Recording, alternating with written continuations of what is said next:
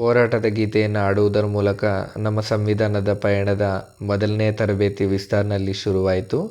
ನಾನು ಮತ್ತು ನಮ್ಮ ಫ್ರೆಂಡ್ಸು ಬೇಗ ಬೇಗ ರೆಡಿಯಾಗಿ ವಿಸ್ತಾರ್ನಲ್ಲಿ ನಮಗೆ ರೂಮ್ ಫೆಸಿಲಿಟಿ ಇತ್ತು. ಸೊ ಬೇಗ ರೆಡಿಯಾಗಿ ನಾವು ಟ್ರೈನಿಂಗ್ನ ಅಟೆಂಡ್ ಮಾಡೋದಕ್ಕೆ ಹೋದ್ವಿ. ಟ್ರೈನಿಂಗ್ ಸೆಷನ್ಗೆ ಹೋಗಬೇಕಾದ್ರೆ ದಾರಿಯಲ್ಲಿ ನಾವು ನಡ್ಕೊತಾ ಪ್ರಕೃತಿಯನ್ನು ಆಸ್ವಾದಿಸ್ತಾ ರೀಲ್ಸ್ ಮಾಡ್ತಾ ಒಬ್ಬರನ್ನೊಬ್ಬರು ಮಾತಾಡ್ತಾ ಚಿಟ್ ಚಾಟ್ ಮಾಡ್ತಾ ಒಬ್ಬರನ್ನೊಬ್ಬರು ಅರ್ಥ ಮಾಡಿಕೊಂಡು ಅವ್ರ ಮನಸ್ಥಿತಿಗಳನ್ನು ಅರ್ಥ ಮಾಡಿಕೊಂಡು ನಿಜವಾಗ್ಲೂ ನಮಗೆ ತುಂಬ ಖುಷಿಯಾಯಿತು.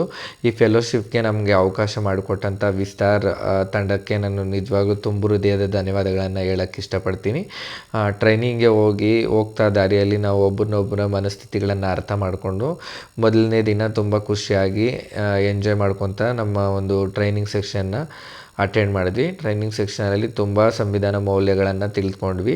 ಸಂವಿಧಾನ ಮೌಲ್ಯಗಳನ್ನು ತಿಳಿದುಕೊಳ್ಳೋದಲ್ಲದೆ ನಮ್ಮ ಜೀವನದಲ್ಲಿ ಯಾವ ರೀತಿ ಅಳವಡಿಸ್ಕೋಬೇಕು ಅನ್ನೋದನ್ನು ಕೂಡ ನನಗೆ ನಿಜವಾಗ್ಲೂ ಕ್ಲಿಯರಾಗಿ ಅರ್ಥ ಆಯಿತು. ಸೊ ತಪ್ಪುಗಳು ಎಲ್ಲರೂ ಮಾಡ್ಬೋದು, ಆದರೆ ಸಂವಿಧಾನ ಮೌಲ್ಯಗಳನ್ನು ಅರ್ಥೈಸಿಕೊಂಡು ನಡೆದಾಗ ಮಾತ್ರ ಒಳ್ಳೆ ಮನುಷ್ಯನಾಗಿ ಜೀವಿಸೋದು ಅಂತ ನನಗೆ ಅರ್ಥ ಆಯಿತು.